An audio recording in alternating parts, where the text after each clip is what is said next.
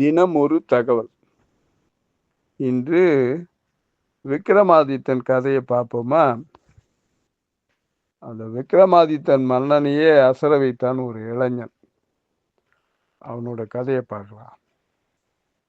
வேதாளத்தை தனது முதுகில சுமந்து கொண்டு விக்ரமாதித்தன் பேசிட்டே போறான். கதை பேசிட்டே போறான். தோல்ல போட்டிருக்க வேதாளம் எப்பவுமே எதனா ஒரு கதை சொல்லுவோம். அது கேட்குற கேள்விக்கு விக்ரமாதித்தன் பதில் சொல்லணும். அந்த வேதாளம் கதை சொல்லுச்சு. ஜெய்புரி அப்படின்னு ஒரு நாடு. அந்த நாட்டை ஆண்டு வந்தான் ஒருத்தன். அவன் பேரு சத்யன் என்ற மன்னன் அந்த நாட்டை ஆண்டு வந்தான். அந்த மன்னன் அதிசயமான விஷயங்களை அறிந்து கொள்வதில் தீவிரமா ஆர்வம் கொண்டு இருந்தான். எனவே என்ன பண்ணா, தனது நிர்வாகத்தில் இருக்க மந்திரி அமைச்சர்களிடம் இத்தகைய விஷயங்களே ஆர்வம் காட்டினான்.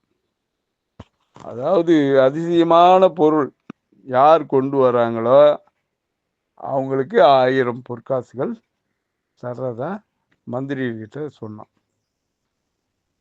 அது ஒரு நாள் பௌர்ணமி என்று தன்னுடைய அரண்மனையில மிகவும் அதிசயம் வாய்ந்த விஷயங்களை தனக்கு காட்டுபவர்களுக்கு 1000 பொற்காசு பரிசு தருகிறேன் அப்படின்னு அறிவிச்சான். தண்டோரா போட்டான். அதன்படி என்ன பண்ணாங்க, பௌர்ணமி அன்னைக்கு மன்னனிடம் அதிசய பொருட்களை காட்டி பரிசு பெற ஏகப்பட்ட மக்கள் அரண்மனையில குவிஞ்சாங்க.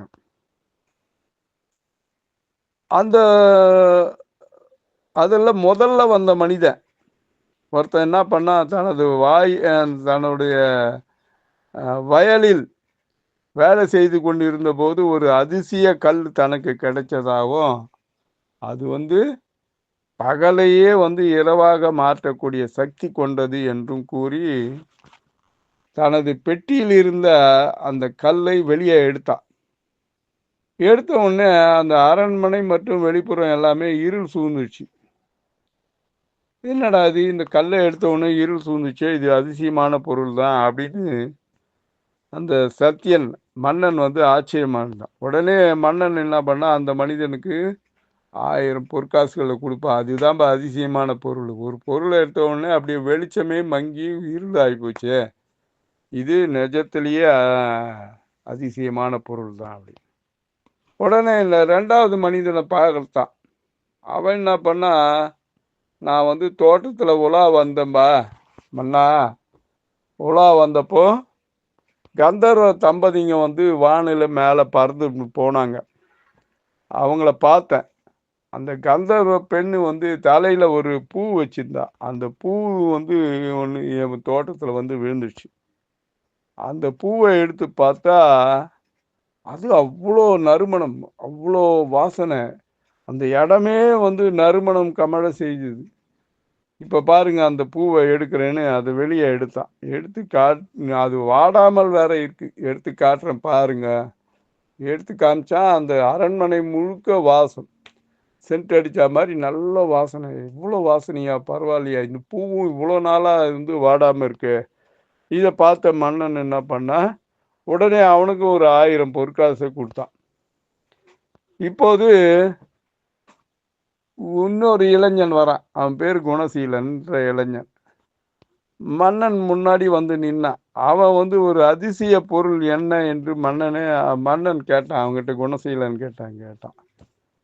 ஒன்றும் இல்லை மன்னா, நான் நேர் வழியில வரல, லஞ்ச வழியில தான் வந்தேன். அந்த அதிசய வழிதான் எனக்கு அதிசயமான பொருள் அப்படின்னா. இது என்னடா அது புதுமையா இருக்கு, நேர் வழியில வராம அதிசய வழியில வர்றது. அதிசய வழி ஒரு புதுமையான பொருள், அற்புதமான பொருள்னு சொல்றானே, லஞ்ச வாயில் தான் புதுசுன்றானே என்ன? அப்படி அந்த வாயிலுக்கு தெரியாம அரண்மனையில் எங்க இருக்குது லஞ்ச வாயில்னு ஒரு வாயில் எங்க இருக்குது எனக்கே தெரியாது, என்னடா இது அப்படின்னு அந்த குணசீலன் கிட்ட கேட்டான். அப்போ அந்த குணசீலன் சொல்றான், மன்னர்கிட்ட போயிட்டு பரிசு வாங்க போகிறீங்க இல்லையா, பரிசு வாங்க போகிறவங்க ஆளுக்கு 10% எனக்கு காசு கொடுக்குறதா இருந்தால் உள்ளே விட்றேன், இல்லைன்னா விடமாட்டேன் அப்படின்னா. சரின்னு நான் 10% தரேன்னு சொல்லிட்டு 10 பொற்காசுகளை கொடுத்த உடனே எனக்கு வாயில் திறந்து விட்டானுங்க. நான் உள்ளே வந்தேன். இங்கே வந்து 1000 பொற்காசுகள் கிடைக்கும் போது 10 பொற்காசுகள் போனா போட்டுன்னு கொடுத்துட்டு வந்தேன். இந்த இதுதான் எனக்கு புதுமையாக தோன்றியது அப்படின்னு சொன்னான். இதை கேட்ட மன்னன் வந்து என்ன பண்ண, தனது மந்திரிகளை பார்த்து திட்டலாம். வெட்கமாக இருக்குதா இந்த மாதிரி லஞ்சம் வாங்கிட்டு உள்ள அனுப்புறீங்க அப்படின்னு திட்டலாம். அந்த மந்திரிகளும் தலை குடிஞ்சாங்க. அப்போது மன்னன் என்ன பண்ணா, சத்தியன் எழுந்து நின்று, இது நாம் கண்ட மிகவும் அதிசயமான விஷயம்தான் இது அப்படின்னு சொல்லிட்டு குணசீலனுக்கு தனது முத்து மாலையை அணிவித்து அவனை தன்னுடைய அமைச்சராகவும் ஆக்கி கொண்டான். இந்த வேதாளம் சொல்லுது, விக்ரமாதித்தா, முன்பு இருவர் காட்டிய அதிசயமான பொருட்களை விட குணசீலன் கூறிய விஷயம் எப்படி அதிசயமிக்க ஒன்றாயினது. மேலும் மற்ற இருவருக்கு 1000 பொற்காசுகளை கொடுத்த மன்னன் இந்த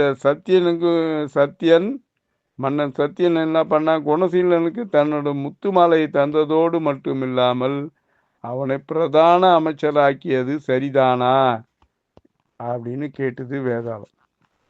அதுக்கு விக்ரமாதித்தன் பதில் சொல்றான், மற்ற 2 பேர் காட்டிய பொருட்கள் நிச்சயம் அதிசயமானவைதான். ஆனா அது வைத்து கொண்டிருப்பவர்களுக்கு மட்டும்தான் பயன் தரும். அந்த கல் வந்து பகலை இரவாக்குது, அவன் வச்சுக்கிறவனுக்கு தான் அது பயன்படும். அதே மாதிரி அந்த பூ எடுத்தால் நறுமணம் கமழுது, அது வாடாமல் இருக்கு, அது வச்சுக்கிறவனுக்கு தான் அது பயன் தரும். ஆனா இந்த குணசீலன் காட்டிய வழி வந்து ஒரு நாட்டிற்கோ மக்களுக்கோ நன்மை செய்யும். அதாவது இவங்க வந்து அவங்க வச்சுங்கிறவங்களுக்கு மட்டும்தான் பயன்படுமா, நாட்டுக்கும் மக்களுக்கும் பயன் தராது.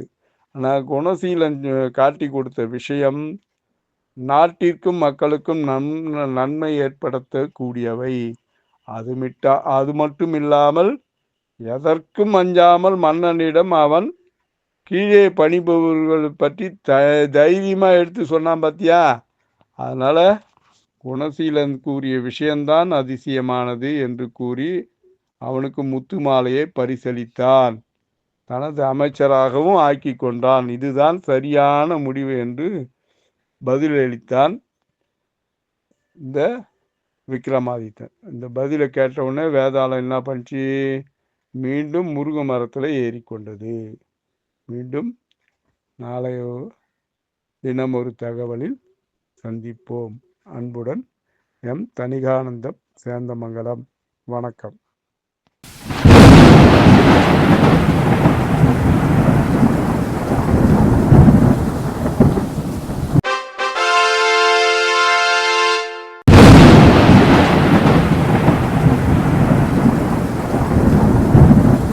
தணிகை டிவியை லைக் பண்ணுங்கள், ஷேர் பண்ணுங்கள், பெல் பட்டனை ப்ரெஸ் பண்ணுங்கள். தணிகை டிவியை சப்ஸ்கிரைப் பண்ணுங்கள்.